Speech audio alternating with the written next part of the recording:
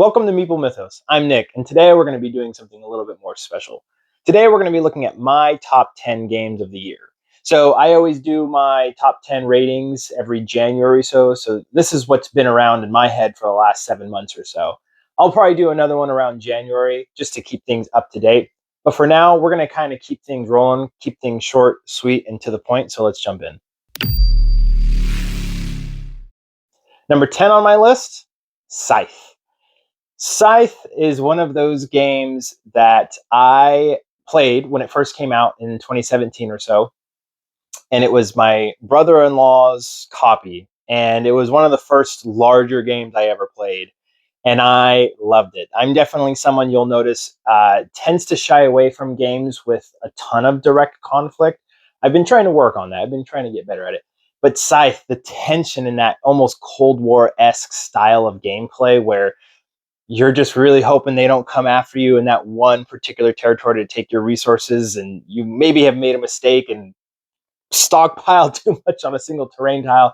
But it's just fascinating, and the idea of selecting one action per turn where you have to choose a different one, unless you're Polania or whichever faction lets you choose the same one twice in a row. But it's still such a fascinating gameplay, and I think people have critiqued it for being too multiplayer solitaire, and it does get that way sometimes, especially if you play with people who are all very shy from fighting at all. Then yeah, you're going to have a more tame game. But with that being said, just the resource management is just so fun to me. And so with that, number 10 is Scythe. Number 9. Number 9, I played for the first time at the very end of 2025 and have played dozens of hours of it. And that is Elder Scrolls Betrayal of the Second Era right here. This game, I love this game. It's not higher up just because the accessibility of it is pretty low.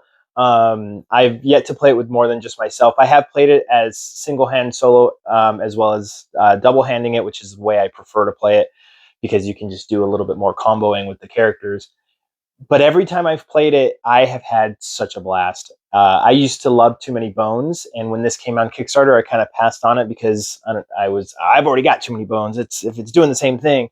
But man, the dice cooldown system is fascinating, and it makes me want to see it in a lot more games. The arc of each individual character as you get stronger is just so much fun to kind of play around with, and you can kind of just do so many things, even in just the base game. You might do heavy armor and heavy weapons. I forget the names of the exact skill lines, but the way you pick the weapon dice, you might choose to go heavier on an area of attack, an area of effect attack, or you might go heavier in defense. Especially if you're playing with more players, you have a little bit more leeway with what you can do with that. And so with that, number 9 is Elder Scrolls. Number 8. 8 is a classic to me. It's a classic to me. I've played it. When I first played it, I fell in love with it immediately, and every time I play it, I think it's great. Solo, I think it's great at 2 players. I've played it all the way up to 4 players, which can be a pretty long game and quite a table hog, but it's still fun, and that is Paladins of the West Kingdom. The cyclical nature of it, you'll notice I really like Lacerda games, and Lacerda does this kind of cyclical, maybe resource management, or just, I got to do this. In order to do that, I got to do this. And in order to do that, I got to do this. And Paladins does that. There's the 3 tracks in the base game with the blue, the red, blue, red, and black. And you might want to do an action that requires a certain level of black and gives you blue, but in order to get that one black, you got to go do the blue action to give you the black, but then you don't have enough blue. So it's just, what a fascinating game, and you can really play those Paladin cards to your favor. And I just think it's such a genius design, and just a fun, and it can be combo-y, and everyone I've played it with has had an enjoyable time. I think that it's going to be one of those games that probably stays close to or in my top 10 for as long as I can remember. And so with that, number 8 is Paladins of the West Kingdom. Number 7. Now, this is going to be, let me just look at my list here. Probably one of the lighter games on my list. And it's not light by any means, probably medium weight, and that is Slay the Spire, the board game. This game really, I think, caught a lot of people by surprise when it was first announced. A lot of people, I don't want to call them naysayers, but a lot of people said, well, why would you make a board game out of a video game that basically does what a board game does already? And it's just a masterpiece in that conversion. Just porting that game over and allowing it to be on the tabletop, not having to do crazy math. It just works really, really well as a board game for solo. But really, why it's so high for me is the multiplayer aspect. I have played this up to 4 players. I probably won't ever do that again. The first act took 3 hours just to do that one, and we still lost to the boss. But when you play it with 2 or 3 players, oh my gosh, the game shines more so than I think it ever did as a solo game. Just the strategic input that you can have cooperatively is so fascinating, and the character differences and asymmetry are just enough to really keep things moving along without getting bogged down in the details. You know, in something like Root, where the asymmetry is so massive, you really have to figure out how that character works.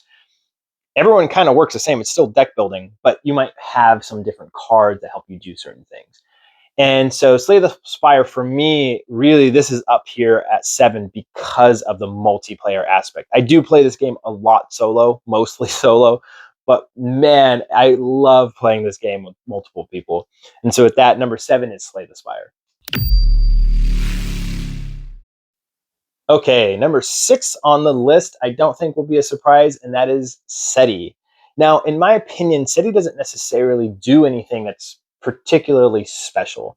We've seen rotating boards before, we've seen multi-use cards, we've even seen the space themes in Search for Planet X, Search for the Lost Species, that kind of idea.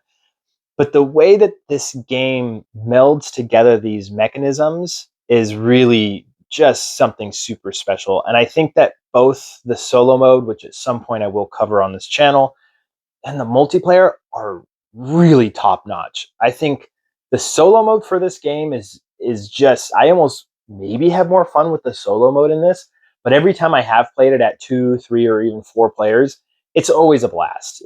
Just being able to really squeeze out those resources and figure out that last little action is just so much fun. I also think that it does limit the actions a little bit, which is why I think it's been so approachable for so many people. It seems like there's a lot of actions, but as you'll see in a future game, I think this is a limited number of actions that you can do, especially a limited number of free actions. That sometimes those free actions can snowball into things for people, especially in like a Lacerda style game. And I think SETI does a good job at minimizing that while still giving you a lot of strategic depth. Number 5 is Lost Ruins of Arnak. So this game, to me, and SETI are very similar. Obviously, they're different games. Arnak, you have more of a deck building, worker placement style game. In SETI, there's no deck building. You just grab some cards and you play them. It's action selection.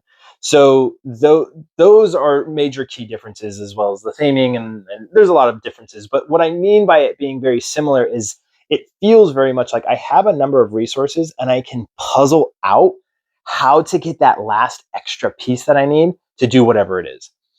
So in Lost Ruins of Arnak, you're trying to majorly go up this research track. That's where you get a lot of your points from. And so sometimes you're like, oh, I just need this one last power crystal. And there's always a way to kind of figure out how to get that. Maybe you get a relic card. Maybe you do a free action on your board that gives you the piece, or maybe you have your extra worker. But there's just more things that you can do in Arnak. And that's why I personally enjoy Arnak just a little bit more than SETI, because there's just a larger array of things that you can do to help with your overall strategy. And so I really think that Arnak is a beautiful game, especially once you've added those asymmetric people into there, because now every game just plays so much more fascinating in a much more fascinating way, where someone might play as the journalist and they might be going out and unlocking spaces more often because they get those journal pieces. or you might have that falcon, the falconer, who calls back their falcon to get that last resource that they need, or to be able to activate a particular area that they're really looking to get that last arrowhead for. It's just such a fun puzzle. And so that's why Arnak is my Lost Ruins of Arnak is my number 5. Number 4 is probably the heaviest game on this list, or at least from here on out. And number 4 is going to be Voidfall. Voidfall is something I fell in love with as soon as it was announced. Anything with David Turczi is something that I'm immediately going to grasp onto. Not only am I going to grasp onto it, but especially a space-themed 4X Euro style game, it was right up my alley. Again, I mentioned earlier that I'm not huge into conflict, and Voidfall has a little bit of it, but it's deterministic, and that's what I really like about Voidfall when it comes to its combat. I'm not sitting there that at the mercy of whatever dice rolls my opponent gets and destroys my entire fleet. I know going into that battle, or them going into that battle, who's going to come out as a winner. And to me, that really elevates the gameplay experience for myself. It gives me that idea of, okay, I know I want to attack this Voidborn fleet. What do I need to do in order to do that? But not only that, just this, we talk about strategic depth. You get 9 cards in your hand, and each of those has 3 actions. And on your turn, you get to take 2 of those 3 actions, potentially all 3 actions if you spend one of those tactics tokens. It's so fascinating. And with it, with the breadth of what you can do in that game, it still feels really manageable after your first game or 2.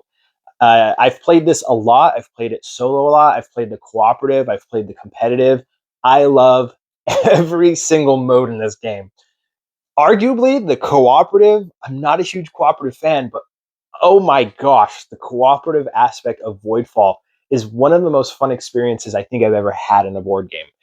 And then the competitive aspect too, I love playing the competitive aspect. A lot of people tend to want to play this game cooperative first time around because it's a big game, and I totally get it. But when you can convince someone to do the competitive version of it, it opens up just a lot more doors. And there's a little less administration you have to do when you don't play the cooperative aspect of it. Either way, whether you play it solo, cooperative, competitive, it is a fascinating game. And I'm so excited for the expansions to come out because there's an entire solo campaign, and I will definitely be doing a review up of that. But I am so excited for that to come out. And so with that, my number 4 is Voidfall.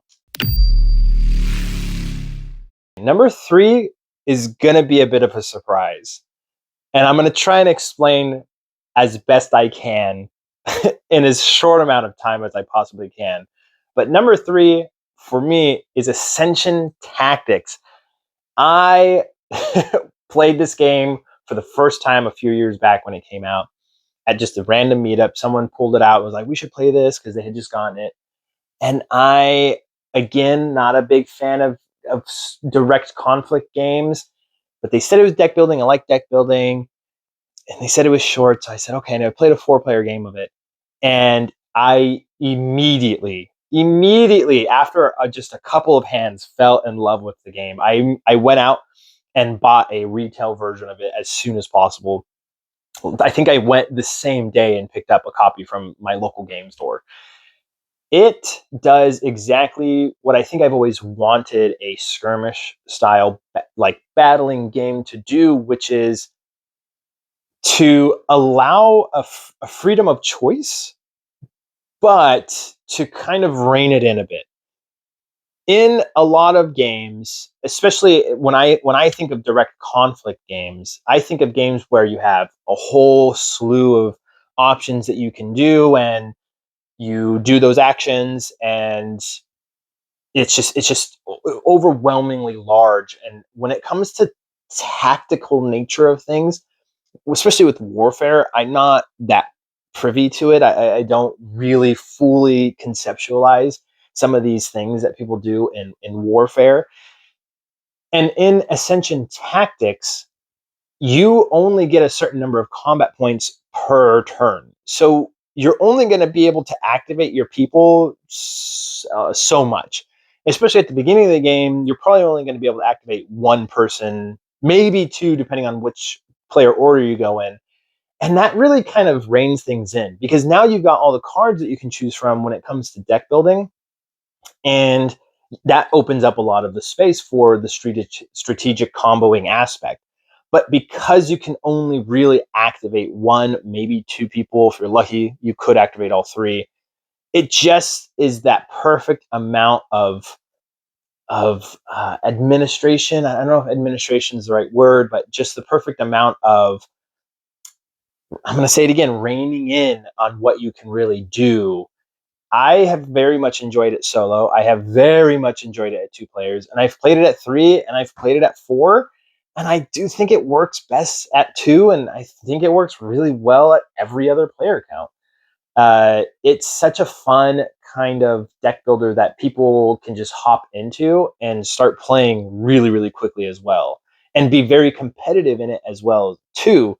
You don't need 10 games to really understand things, like in something like Dune War for Arrakis, or um, War of the Ring, where an experienced player's going to kind of wipe the floor with you. In this one, everyone's pretty much on a level playing field. And so that's why, for me, Ascension Tactics is number 3 on my list. All right, we're on the last 2. This next one is, I can talk about this game forever. So I'm gonna try and not do that as much as possible. But my number 2 is Vital Lacerda's Inventions. This game, I think, is not one of his most known games, in the sense that it's not On Mars, it's not Lisboa, it's definitely not Speakeasy as of right now. As terms of popularity, I think people bounced off of it, and I think people bounced off of it for the same reason I love it so much, and that is the analysis paralysis aspect of it. Now, I'm very fortunate in that myself and the friends that I play with mostly do not succumb to analysis paralysis all the time. And so we can get games done fairly quickly, even something like Inventions. But the puzzle of Inventions is extremely addictive. Every time I've played that, and every time you go into a turn, there's something you want to do. And you can do it. You can do all the things that you want to do. You just got to figure out the right route to take. Do I take a certain action here, which will let me kind of chain that into another thing to travel the world? And then that can add some more things, and it just does this every single turn. And that's where I think people pushed off on this. A lot of people saw it as a game where you sat down and spent 10 minutes trying to plot out your turn. And I totally get that. I can see how people can turn this into a much, much, much, much longer game than it should be. But luckily for me, both solo as well as multiplayer, I've always had a fascinating time sitting there and just planning out these turns that are the most satisfying turns I think I've ever played in a board game. Being able to do everything that you want and being clever enough to figure out which way to do it is so much fun. Even just talking about it now, I want to set it up and play it right now. And so I think it's his best game personally. I love On Mars. I love Speakeasy. I think Kanban is amazing. I think even Weather Machine I really like, but Inventions to me is his masterpiece. On to number 1. And this is a video that I've always wanted to do because, one, I really like talking about board games, and I really like talking about this particular board game because I think it's really fascinating, especially seeing where it's come from. And that game is Brass Birmingham. Back when I first started getting into board games, Scythe was my number 1 for a few years, right after I played it. I hadn't played a ton of games, but once I really started playing games, Scythe was number 1 for a long time. And then I was introduced to Brass Birmingham, and I did not like it after the first play or two. I was kind of like indifferent. By the third time I finally played it, I something clicked. Something clicked, and it was my first lesson in some board games that they just require a couple plays for you to get them. I've had a few experiences like that before. In fact, with Nucleum, same experience. Did not like it after the first play. By the third play was when I really saw it open up. And just like I reviewed Revenant not too long ago, same thing. After the first two plays, a friend of mine asked what I thought about it, and I was just kind of like, it's okay. But then after playing it, a multiplayer game and some more solo games, I really, really saw it for what it was. And that was what Brass did for me. And now I'm not saying Brass number one for me because it's number one on BGG. I'm actually really happy it's BGG number one because it allows me to convince people to play it by saying, do you guys want to play the number one board game of all time? Although it's not necessarily of all time, but it makes it easier to have people approach it. But why is it my number one? I think it hits every box in my metric. Fun and enjoyment, it is maxed out. I have so much fun playing this game. Between trying to figure out how to screw over someone else with their beer and how to create more links around Birmingham so you get a ton of points at that mid-game scoring. And then even then, just the card management. It's such a layer of fun that you don't really think about the first couple times you play. You kind of just play cards because you have them. But once you've played it a few times, that strategy of, well, I think later on I'm going to want to build there, so I don't want to use that card. It's just so fun. And without doing a full review of Brass, which at some point I know I will do, it just does so many things right. Even accessibility wise, I think it is so accessible. Some people may disagree with that because of the networking rule. But if you have someone who knows the game and who can teach it well, that networking rule is not difficult to really get past. I've taught the game to a lot of different people, and I've actually taught the game to my nephew and some other like younger people, and they can get it. It's just going to be getting them past that networking rule. That's it. Otherwise, the actions are really simple. You play a card, you pay some money, and you put down a rail, or I guess a canal in the first one, right? And then another action, you play another card, and you get to build a industry, right? Or you play, a card, and you gain 2 cards back for the wild location and the wild industry. It's just the actions themselves are not difficult. It's the only thing is the networking, and even that is such a genius mechanism because it really, again, opens up this strategic avenue of, I don't need to place a thing there unless I want the points mid game. But to sell my stuff, I don't need to go there. I can actually connect in a different location. So it's just a fascinating array of options, strategy, player interaction, accessibility, replayability. It's just so much fun. And I'm really excited for the new Brass Pittsburgh. And I'm really glad they're doing an official solo mode because I'm going to be playing that and also reviewing that solo mode 100% when it comes in. And so with that, my number one is Brass. And that wraps up my current top 10 list of board games. Let me know down in the comments whether or not any of these are in your top 10 or if you just hate all of these games. Again, we're all entitled to our own opinion. These happen to be my top 10. Hopefully I can share a few or all of them with several others. I think these are genuinely great games. And if you haven't played any of these games, you've got to get them to the table as soon as possible. A lot of these play great solo as well. So if you're into that, you can play that. Or if you just want to learn it before introducing it to people, a lot of these games have very approachable solo modes. I really enjoyed making this video today. I've always wanted to do a top 10 board games. So if you like this video, please leave a like and subscribe so I can do a lot more playthroughs, reviews, etc. in the board game hobby because I'm having a blast and I hope you are too watching these videos. Until next time, keep your myths legendary. Thanks for watching.